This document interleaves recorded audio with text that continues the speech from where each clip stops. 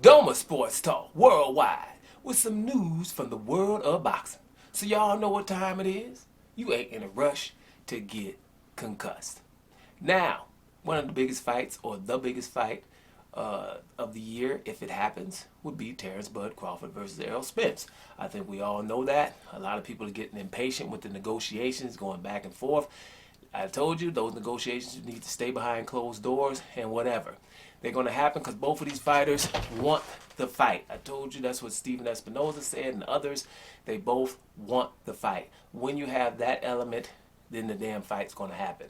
Right? There's a few things, hey, like I heard Tim Bradley saying, to make a fight like this, every little thing is going to be discussed. From who walks out first, whose name is on the left side of the card, or whose face is on the left side of the poster. Little stuff for us, but huge stuff for them. They both should have egos. They both know that they're ridiculously awesome. They both have been called top 5 pound for pound, right? So therefore, the negotiations probably are not going to be exactly easy between these guys. But them wanting to fight and understanding the legacy of it, the significance of it, is going to make it happen. But one thing that's tripping me out is, you're starting to get fractions, people, two sides and of the stuff, the Bud Crawford fans and the Errol Spence fans, and we, people on the planet. We always try to be different about stuff, like hey, them and us, when the whole damn planet is us. But whatever, okay, you can have somebody you like, but there's really not really two sides of this. You're not crazy if you like either one of these. You're not crazy if you think either one of these fighters can win the fight, right? What you've seen.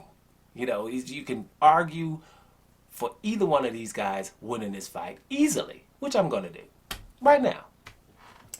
You think Errol Spence going to win the fight. Why would you think that? Why would you think Errol Spence going to win the damn fight? Pretty easy stuff, isn't it? Errol Spence is a big-ass welterweight.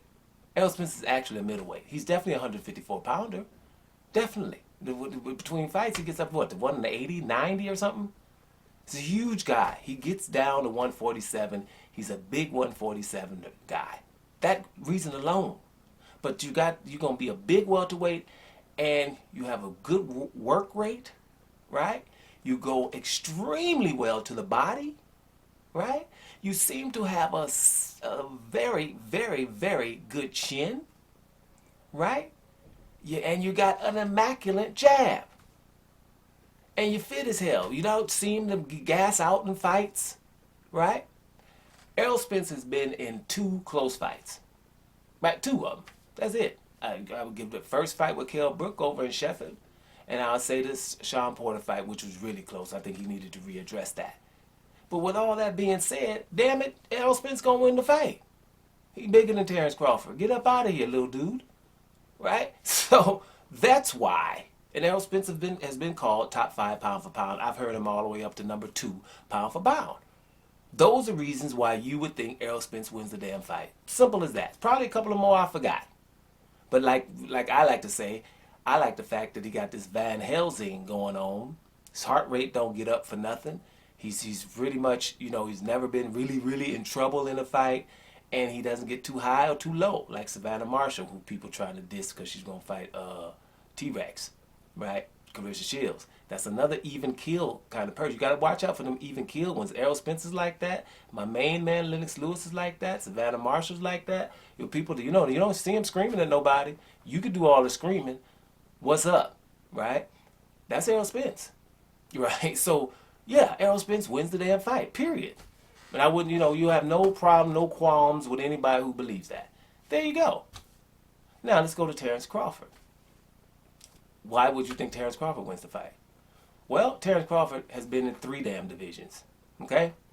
He's been a big guy when he was at 135.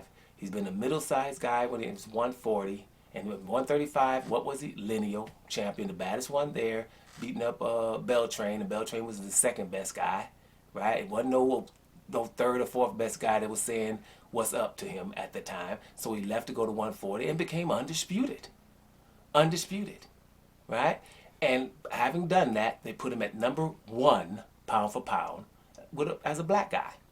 right? Which means you're really number one pound for pound. We've seen this guy be in fights. We've seen him get hurt, come back. Look at that Gamboa time. He got hurt, then took him out. He's been hurt against Kavalikis, which we get to it in 147. But at 140, he beat everybody.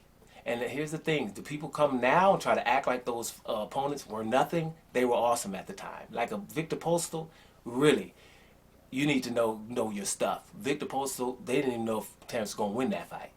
Now, okay, Victor Postal's baby Vitaly Klitschko, he had just beat Lucas Matisse, who was nuts awesome at the time, knocking people out at 140 pounds, heavy-handed Matisse. So, and Terence Crawford beat the hell out of Victor Postal. Wasn't even a close fight. So what I'm trying to say is, and then he goes up to 147 where he's smaller than everybody he's fighting, and he's knocked them all out. People keep talking Jeff Horn. When he beat Jeff Horn to win his title at 147, Jeff Horn was huge and had a lot of confidence because he just beat Manny Pacquiao. And people, he didn't really beat Pacquiao. Here's the deal, okay, for this, he didn't really beat. That fight, the judges looked at twice. They looked at it twice and gave it to Jeff Horn. Twice.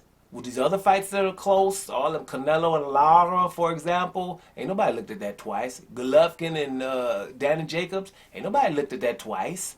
Right? Matter of fact, speaking of Danny Jacobs in that fight against John Ryder recently, ain't nobody looked at that fight twice. Right? Horn and Pacquiao, because there's so much outrage, they looked at it twice. He beat Pacquiao, whether you like it or not. He beat him. Right? And he got his butt whooped by far with Terence Crawford.